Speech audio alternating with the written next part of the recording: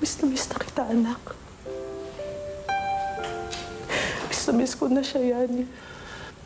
Kaso ma'am, ikaw yung umalis. Ikaw yung nag-iwan, di ba? Oo, anak. Ako nga yung umalis. Pero anak, nagtrabaho ako noon bilang supervisor ng isang malaking company. Pero sinabihan ako ng daddy mo na sa bahay na lang para alagaan ka.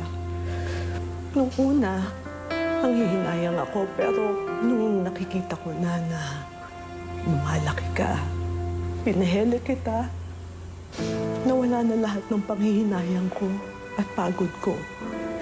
Enough na yon para pagtiisan ko yung pagiging stricto ng tatay mo, pagiging mahigpit niya. Kaya ako nagstay dahil sa'yo. Pero Kaso napagod ka. Ano ba yan? Napagod ka, kaya mo ko iniwan.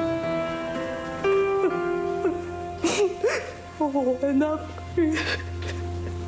Inaamin ko. Hindi ko na kayang tiisin pa. Yung daddy mo, nasakal ako sa kanya. Kaya kita iniwan.